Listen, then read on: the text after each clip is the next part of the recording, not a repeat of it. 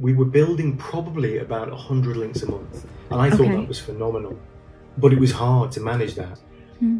And now we're pushing 1,000, and there's no upper limit. I mean, I would never have thought, 3 years ago that we were going to be building this many links, but we are, and we can double that. And what we couldn't do before, we couldn't take clients on that wanted hundreds of links. We just couldn't cope with it.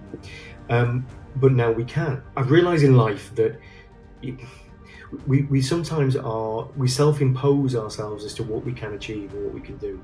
I'm as guilty as anyone with that, but you realize and talk to other people that have done bigger things. It opens your perspective as to what you can do as a business. So yeah, we there's no reason why we can't do that, and why I thought we couldn't before was just it's a matter of scale, and it's a matter of systems, and it's a matter of mindset. Hey, everyone. Welcome back. Today, I have Jason Morris, CEO of Profit Engine, joining me today. So, Jason has built and run his own agency for over 8 years and has become a trusted expert in the world of link building. He's here to share his take on the industry today and how Profit Engine is providing solutions in the constantly changing world of link building and SEO. So, Jason, I'm really excited to have you on with me today. I can't wait to hear more about your stories, your experience in the industry, and just your take on how everything's changing. So thank you so much for coming on. Thank you for having me. Yeah, thank you. Thank you. So, you and I were talking a little bit offline and we started getting into some of your stories, but I'm really excited to bring you on, press record, and actually get some of that rolling and able to share with Yeah. others. So, kick me off. How did you discover your passion for SEO and link building? It's a strange one. I sort of fell into things. Okay. So we're going back now, back in time, 2015. I've been running a sales and marketing business for a long time, consulting for other companies. At the time, I was running a in-house sales team, and they had appointment setters. They had guys that were out on the road, and we noticed that it was getting harder to book appointments, harder to get in front of people, and people were moving towards the web and as a source of information before, so you could see the way that things were changing. So I started to go down the rabbit hole, looking at where were they going, how were they finding the trusted sources, and it led me to SEO. I looked at a number of courses, and that was a way that I was going. On the other side of things, I've been taken on by a company to run a consultancy operation, and I got made redundant. And at the same time, my mum was diagnosed with cancer, so it was like a transitional year. And I didn't really do anything but look after mum and spend time with her. And then after that, it just left me in a bit of I don't know what to do. I could see things were changing, so I needed to do something. When I looked at SEO, and I still look at it this way today, there's generic bits to it, but there was always parts of SEO that everyone hates doing. And I looked at two things. One of them was conversion rate optimization. I thought, wow, that seems something that could be a useful thing to get my head onto. And the other one was link building. I'd already seen that people hated it. People didn't want to do it. People found it hard. And I thought, oh, okay. And a lot of it was outreach. Now I'd done outreaches in sales. We'd run email campaigns, and I thought, okay, maybe this is the way. And at the same time, I was training. I was picking up any information I could. I was a member of a couple of Facebook groups. Some of the early guys, BB was on there, Alan Silvestri. There's a number of guys that were part of this group that are all quite well-known link builders now. And yeah, it was a learning curve. Bits of work, and then started to look at patterns. There was two things that really made me think about how we could put this together. One was Ryan Stewart had his blueprint training, so everything was spreadsheeted, and he was building links, and that made sense to me. So that's how I started. One guy, one agency client that I was building links for, and that was a start of my journey. When you first started out to create Profit Engine, did you have some sort of ultimate dream or goal and actually kicking off your own agency? No. I'll be honest with you. doing it was pure survival. It was, Okay. I thought there was an opportunity to do this here. And I would say that the first couple of years were like that. It was Okay. keeping your head down, and then suddenly you look up and you have a business. And you don't always realize this sometimes because we get stuck in the weeds, and then suddenly you look up and actually you've got staff and you've got systems in place. They're not great, but they're systems. And that's how we started. We had a few good clients, and interestingly, I've still got clients that were with me from 2016. So, which I know is quite unusual in the link building game, but yeah, we've had long term clients that we look after. But yeah, it was a case of trying to just survive, but we did, and we managed, and we grew from there. Um, and I suppose that was Profit Engine version 1, was just to get up and running and have a cash flow and a business that was growing. I had some great help over there's a number of people that helped me, guys like James Dooley, who's big in a number of affiliate and gambling. But I worked out of James's office for quite a while. I owe a lot to James. He was really instrumental in helping me understand and network with other people. So he's one of the people I owe quite a lot to. I was wondering if we could fast forward today. Tell me, who is Profit Engine at its core? Can you introduce me to your team and the people you primarily serve? Okay, so in essence, I'd say we're a family business, which I know is quite unusual in the sort of SEO space generally, especially in link building. So my two sons, Hugo and Jasper, both work for me. Hugo's worked for me for a number of years. He handles operations, and Hugo sort of learned the ropes through building links with me, all the way through to now managing teams and the system we have. So I'll talk about the systems later, but he handles all that side of things. And then Jasper worked with us for a while when we first was starting to grow a bit, but then went off to do his own thing. He worked for another link building agency that grew quite large and was sold. Worked on systems and on sales. So about early this year, in spring of this year, he came back to the business with a number of new ideas and ways to sort of move things forward. So he's handling the sales and marketing side of things, and he's really the face of it. And he's got the ego to go with it, so he's fine. So he was trying to muscle. He was trying to things. muscle in to come and sit next to me, but I said no. Because he'd take over. So yeah, so Jasper's that side of the business, and my role sort of changed. As I said, it was in the weeds, less so now. I'm looking at partnerships, looking at maybe looking at the strategy going forward, and that's the plan that we have now. As regards a team that actually carry out the work, we have a team based in the Philippines that we've had and grown for since the business has been really started. I started with a couple of guys in the Philippines. I don't want to say virtual assistants because I don't like the term VA. These are instrumental in this business, and they've been with me for these guys have been with me some of them have been with me 6 years. Okay. And we use a company that handles. They have an office out there, a company called Remote Seeker. They're really, really good guys. I know the people that own the business, and they find us really good staff. And then we look after them, we train them. They have a process. We use ClickUp as a management system for our back end. We heavily automate, and we're doing more and more now with that. To take away any of the little jobs that can be automated, to leave the guys free to look at link building more.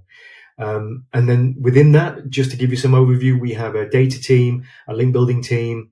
So data team are working within Pitchbox to create campaigns, come up with outreach templates, pull that data in for each of the clients, and then they do the outreach and manage the inboxes within Pitchbox. And then that data is given to the link builders, and then they use that to craft their outreach more, and to when there's a relationship starting to build with a site, they'll take over and handle it from there. Okay. So we've got two different teams that work around that. I did want to talk to you about. So we're talking about like the structure of your team and how you guys are handling things. But from my understanding, you guys are also, working with very diverse verticals, SaaS, e-commerce, affiliates, et cetera. I'm just curious, how do you tailor make your strategies to resonate with each of those unique industries? Yeah, it's a difficult one. I mean, we have now two main client bases. One is agencies, Okay. and the other is companies that need link building but don't want an agency. They may have an in-house team, but in-house teams don't really want to build links. They may have an in-house SEO manager, but they don't want to do the link building. So we will handle that for those guys. Everything is bespoke as regards to the strategy. We tend to have a certain way of working with clients. We tend to look at, for internal companies, one of the things they have is how do they prove that this is valuable, that link building is valuable. So we tend to look at Ahrefs data, and we'll look at where they're ranking outside maybe 20 to position 5 with a fairly easy keyword difficulty. So we look at the pages and we'll cluster the pages where, with a few links, relevant links to those pages, we can push the rankings up for those keywords. And Mm. it's the low hanging fruit. That's what we go for first. And that proves that, yeah, it works. And that's what we tend to do. And then we say, look, this is a long term game, and stay with us and reap the rewards. Um, Okay.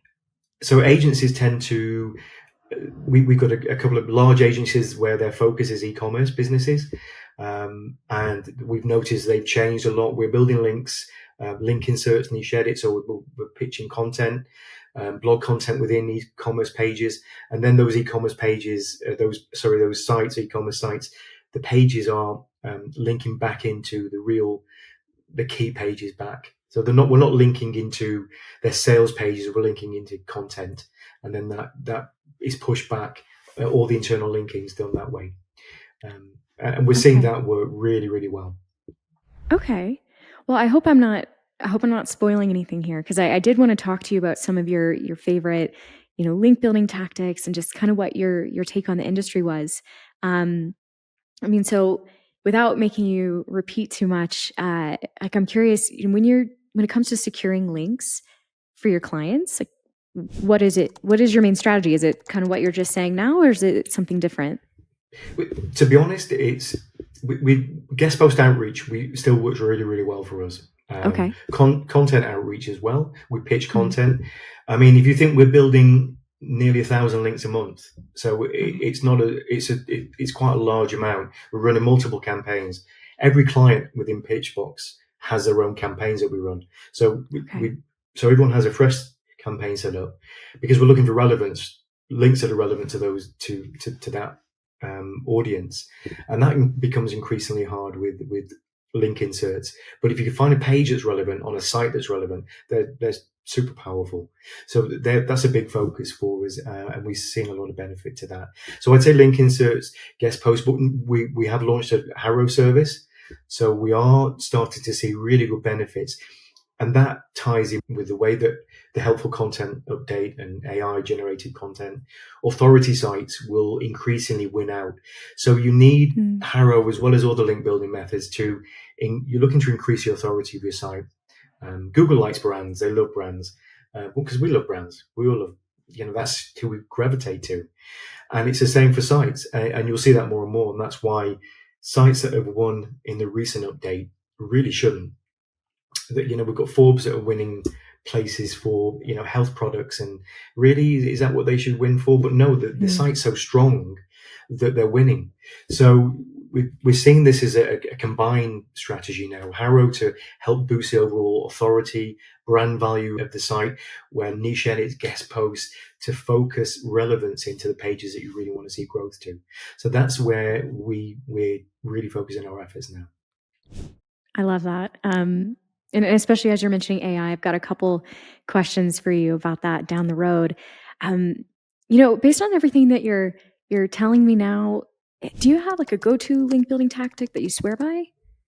I'd still say guest post, Okay. and the reason, maybe it's the way that we do it as well. So we we pitch content, but based on what we see within the site. So if we're pitching a site that is a fitness site, Mm, and we can see that they're looking to rank for keywords, we will write content. We'll not just pitch them just a guest post. We will write them something that will help them rank. So we use Surfer to write the content, so the content's optimized. But we're looking at pitching. What I would want, if someone pitches a guest post to me, I want something relevant that is for a keyword that I'd like to rank for, because that's a benefit. So it's a two-way benefit. So that's what we do. We pitch something that is relevant to the client, to the site, relevant to our client, obviously, but that could help them rank for a keyword, and that works really, really well. We get a better uptake with that. Definitely the way that we're doing it. And as we're seeing, and we'll probably talk about this, Pitchbox, their new the way that you can use AI to create outreach mails is awesome. And I think that's going to be the way forward. And we're just experimenting with the way that AI can really help. We think it's got a real future for link building. I'm not sure how all across the board, but in some areas it's really helpful. Okay. I love that. I'll put in a pin in that real quick, and because I want to circle back to something you mentioned earlier. You were talking about how you said you're building like 1,000 links a month, or maybe Yeah. I have that wrong. So, you're doing quite a bit of link building within a month. And when you say that, I'm curious, if someone came to you aiming to get links at scale, what strategy would you recommend? Well, normally we'd take them through the AI link protocol, because people don't know what they don't know. A lot of people come to us and how many links do I need? What velocity do they need to be? What are my competitors? So with that in mind, that's what we did. So we created the AI link protocol, which is sort of hybrid. It's human and AI. So we use AI to help us score the sites that the client has links from. Okay. So we created a scoring system, and the way that we've got the AI model, it looks at the score to see whether it will give you a level then, so that when we pull that data back, we can say to the client, so to be honest, compared to the competitors, you need X amount of links. So just to keep up, and your link velocity needs to be X to be able to grow. So it means that we take the guesswork out of saying how many links you need. Sometimes the painful thing with that is, though, it could be more than the client. It's a bit of a wake-up call sometimes for a client, because they may say, well, I've only got this is my budget. Well, we have to be saying, well, we've done the data. If you really want to rank, this is what you're going to have to spend. But it means that we all know where we stand. We all know where we stand with it. So it's been a great help. It's really early days for it, and we're still tweaking it. But the feedback and the way it's working we're really, really happy. We're super happy, because it just allows us then to create a plan for the year ahead.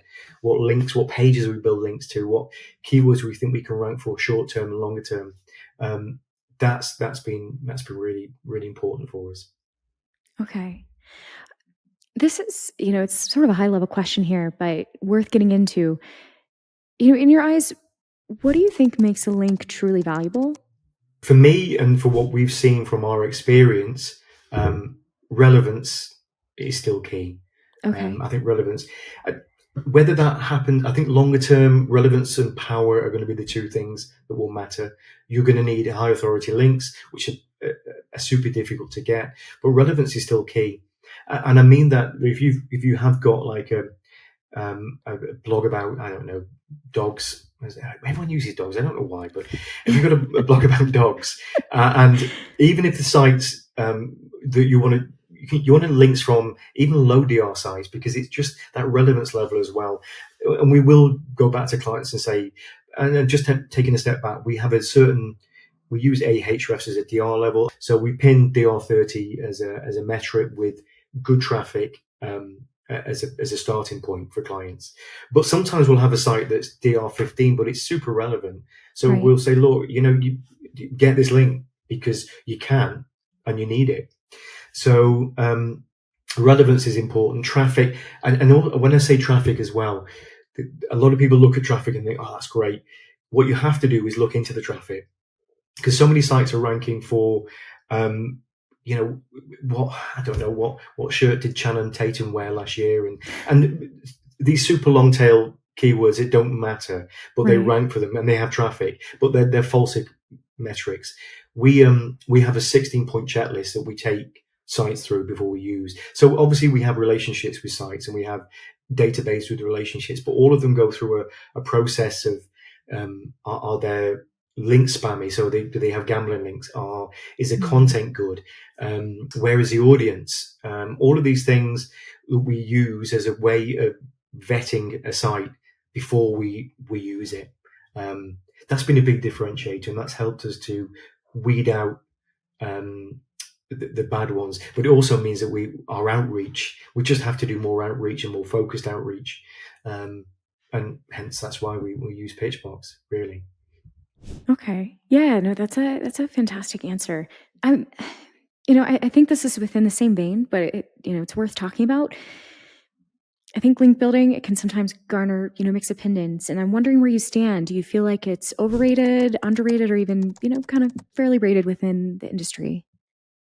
Okay, this it is one of those loaded questions, but my view is, I think it's underrated. I Okay. think, and I think it's become underrated over the last year or two. If you see guys that are doing what we call black hat, and there is no hat, but guys that build lots of links, especially good affiliate guys, they win out. They really win out. Mm. People telling you that just content alone is gonna work. No, you need more than that. You need people to see it. You need authority, and Google needs to know that content is, relevant links give you the right signals. Digital PR has sort of changed people's perception, but digital PR is measured on links. It's all links. It doesn't matter what you want to dress it up as. It's links, and I think some people um, underrate it because they find it hard to do, or because they stick to the Google guidelines. I'd say they're underrated, and I think the importance of links over the next couple of years, I think it's going to become more important. Absolutely. Yeah. Um, I love that question because I love getting people's take and figuring out, basically their hot take on as you said before, a loaded question. What people really think about links and Yeah. their value in the industry. It's always a good one to talk about. Well, we're seeing, Sarah, you're seeing sites, really good sites, great content, but they Mhm. don't rank. Yeah. And it's links that make that difference. You see sites that we know, we're seeing, parasite SEO grow because of authority, because those sites have the power, the sheer power to win through. So anyone saying that Google has a fair and equitable sort of way of looking at things, it's not true. For me, the link building is hard baked into that algorithm that they have. So it's difficult to separate that. As much as they'd like to and like to steer us away from that, and I can understand why, Mm. because SEOs as a whole always look to game everything. It's just by the sort of people that are attracted to SEO are looking to game hack, look for shortcuts, um, and that's fine. Everyone has a way of winning things out, um, especially if you haven't got much budget. Yeah. Oh, I definitely want to talk to you more on that, especially, when we're getting into it feels like we're gravitating towards the changes in the industry and the landscape at Yeah. large. Before we get there, though, just like a quick detail about how you do things. So when clients approach Profit Engine for link building, how do you structure your pricing? Is it like per link? It's like a monthly model or some larger package? We've over the years we've tried loads of things. So when I Okay. first started, when it was just me, it was hourly, and then we looked at having a retainer base, and we'd look at how many links that we could get for that retainer. But businesses want to quantify what they're paying money for, so we moved to a price per link. And since we've done that, everything's straightforward. As I say, we've got clients that have been with us years and years, and Mm. they every month we build links to, we talk, we sit down, we talk with them, and we look at the strategy, and we carry on building links. So that model has always worked for us. Others have different model, but I think across the industry, per link is it's just quantifiable.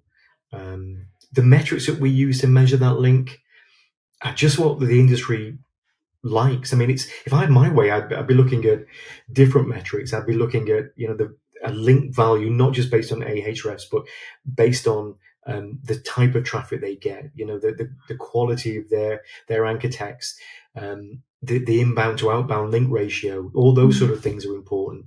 But hey, that's not what the industry has. So this is where we are. So we use Ahrefs, and then we use and traffic, and then everything goes through our process, and then it's per link, and you can have. We tend to have a minimum really about 5 links, but we don't really have many small clients like that, to be honest. Some of our agency clients have lots and lots of links. And we manage, we're just finishing a process with agencies. So we've worked with an agency to develop internal reporting that really gives them value to give to their client. So we've hard baked our system in as well, so that when they present at the end of the month, they've got something of real value to give. So we're hoping to go live with that probably in the new year, so that agencies can have. It's just a value add, because link builders, we all supply links, but giving an agency something more, that's what we look to do. But we've got clients that will have hundreds of links, and we work on a fixed price for those guys, depending on timescale, how many they want, how long they want to work with us for. Okay. Yeah, I love being able to ask that question, because I think everyone does everything a little bit differently, and it gives people a good picture and point of comparison.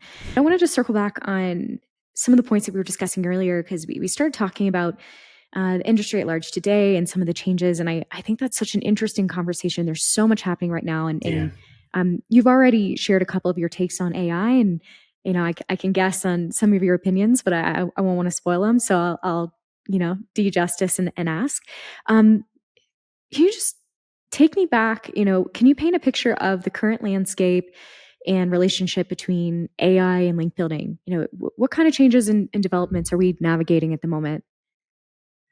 It seems that links have sat outside of the whole. Everything's been about content because of AI and the ability to scale content like we have never seen before. I mean, it's changed everything, and also pretty decent content, as a whole. But I think that means in a world where you can produce content at scale, and anyone could produce content at scale for pennies, really. What then is a differentiator? Well, there's going to be a couple of things. One, we're seeing, and I think other SEOs will see the same, that getting content indexed is harder, because I think there's such a backlog. I mean, Google, obviously their infrastructure is amazing, but everyone is just pumping content out now, because you haven't got you're not restricted by anything. So you're seeing people post thousands of pieces of content. So indexing is becoming an issue for a lot of people. And I see in the future, link building, I think, will be the differentiator, because in a world where everyone can produce content, even stunning content, how is it going to stand out? Well, it's going to need links. And I think links will become really, really important with helpful content update, and the way that things at the playing field is at the moment. A lot of affiliate guys are feeling left out, and I'm not sure how that's going to pan out. I think Google might come back again and pull back, but at the moment, content's not getting indexed.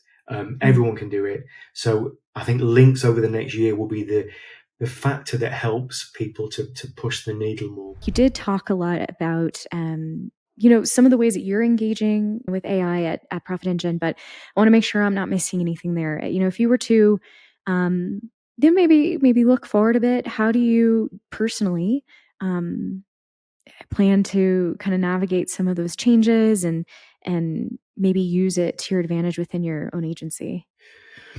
So we're using it, as I say, for the AI link protocol. We'd like to expand that more, and see how we can use that it's how it interrogates the data that we pull back. So we want to look at how we model ways that we can find valuable links, and links maybe that other people aren't finding, sites that people aren't approaching. And that's what we're going to look at going forward. For that, we want to look at ClickUp we use for the back end. So Pitchbox and ClickUp are our two main. We have SPP for some of our payments, but we've automated a lot of that now internally. We're Okay. just still investigating where we can use it. Gareth Simpson, who you might know from Seeker, Gareth is a man around AI and link building. So I need to talk to Gareth again, and there might be things that we're missing that we need to be doing. Okay. No, but I think everything you said, it sounds like you're already plugging into it. You're keeping an eye on all the changes and just like anyone, like all of us, doing the best to navigate these changes. You were talking about Pitchbox, and I did want to dig into that a little bit. I understand that they're a big part of everything and that you're doing today, but if you were to take me back a bit and set the scene, what what were your processes like pre-Pitchbox? What did your agency look like? Like what was that like at that time?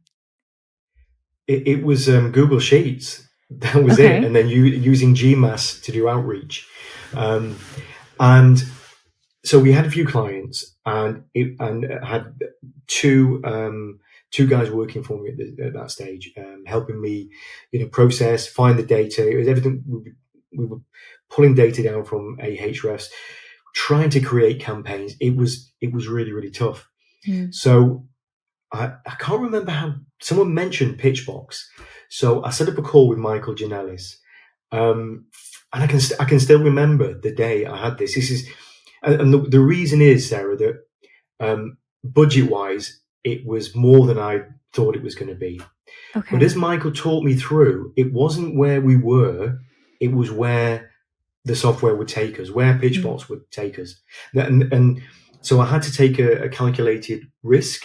Um, but my goodness, as soon as we took the system, because the way with the Pitchbox, and it made sense to me because we were doing something similar, the way you're inspecting sites, and then you compose, and then you send out the process that you go through in Pitchbox was so logical.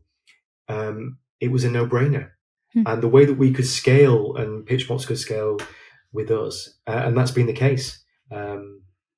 So we're sending out tens of thousands of emails, and I without Pitchbox we wouldn't have a business. I'll put it that way. It's been instrumental in helping us grow, and in being, and this is the other thing as well. Pitchbox allows us to have a granular level of um, relevance, and a granular level of personalization that you just don't get anywhere else. Mm. And the way that we have multiple inboxes that we can manage, and with our team structure we manage, it just makes it awesome. So it was a big risk, and I can still remember coming off the phone thinking, oh, am I going to do this?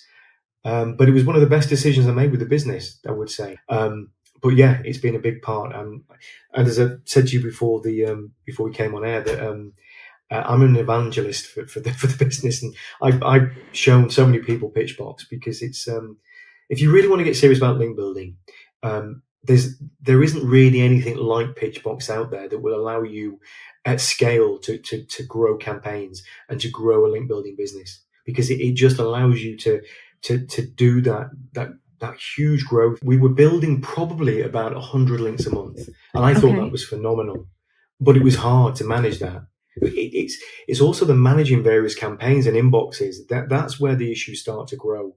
Right. And because I've been in business a long time and I've worked in other businesses, I knew what I needed, but I couldn't find it. And then Michael came on, and it was like, yeah, this is it, and it made sense.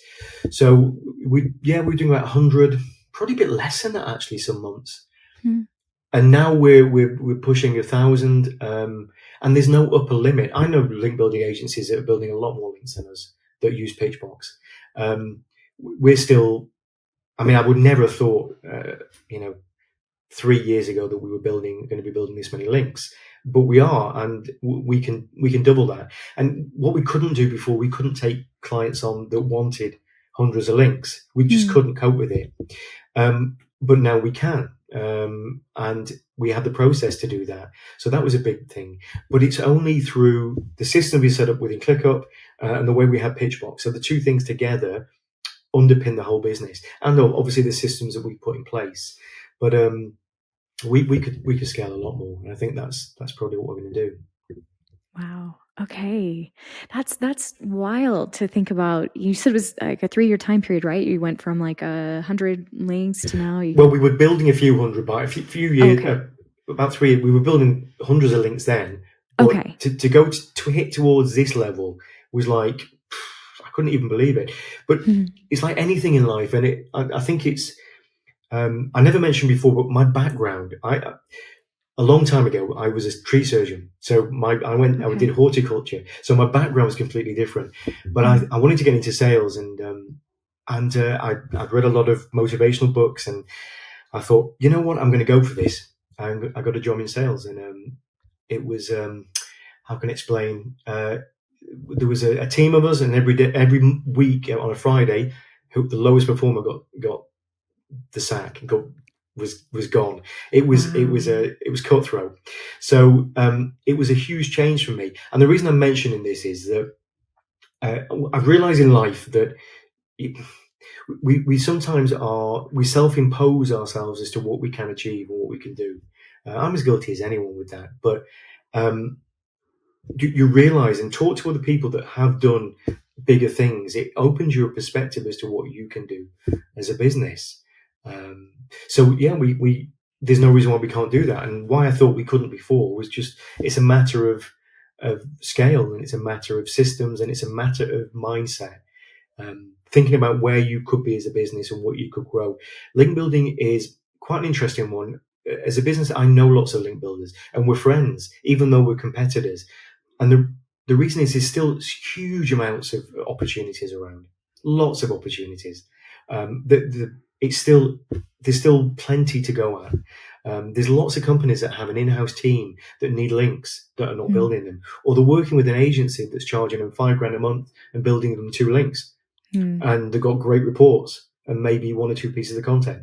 So they're the people that we know we can help, and that's what we think. And there's hundreds of thousands of those businesses.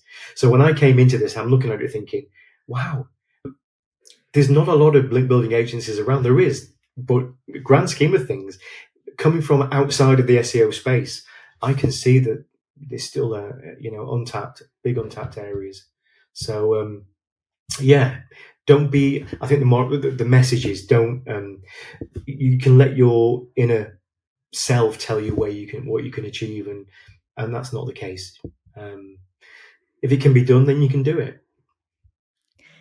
I think on that note, um, why do you love what you do and what gets you out of bed every morning? Um, I still like learning things. I think SEO is always ever changing, and there's always something to read. And what we talked about before, Profit Engine being version 1. Right. I'd say last year we were starting to coast a bit. We were doing okay, and things are okay. But coasting is not great for a business, and you can't do Mm. that. So with Jasper coming on board, we sat down and looked at where we could be over the next year, and we think we can. By mid next year, we can hit 1,500 to 2,000 links. That's where we want to do. Wow. And for that, we need to work with really good agencies that want to deliver good links. Find other businesses that are growing that have used an agency but are not getting what the value that they want. And a lot of that is around how many links are being delivered to them. Um, that's going to be Profit Engine version 2. And then we don't know what else we're going to look at for next year. We don't want to diversify too much because we're known to do one thing and one thing well, and that's what we want to keep doing. But um, we think that version 2, Profit Engine version 2, is going to be a different animal next year. I love that. Profit Engine version 2. I'm excited to follow along and see what version 2 looks like, see how you and your sons are bringing this business together. It sounds like you guys are up to some incredible things. So, if anyone wanted to reach out to you, find you, where can they get in touch? The website is myprofitengine.com, Okay. and you can find me on X, I'd say now, Twitter. That's where I tend to hang out. I follow a lot of the guys on there. I think for link building SEO, it's really, really good. And I need to tell you my handle because I haven't. What is it? I think I got it down as Chief Mechanic. I don't know why that was. It's at JM0RR1S. but it's Jay Morris. You'll find me there. So I talk about link building and sometimes about soccer, but that's Okay. it. Awesome. And you'll find us on LinkedIn as well. Jasper as well. I'd give Jasper a follow because he's always putting things on LinkedIn. He's always got a different way of looking at things. So Okay. I'd follow Jasper as well on LinkedIn. Fantastic. Awesome. Well, we'll make sure to include some notes for everybody so they can reach out and find you. But again, Jason, you've been fantastic. And I really appreciate hearing your story and having you join me today. Thank you, Sarah. Thanks a lot. Yeah, thank you.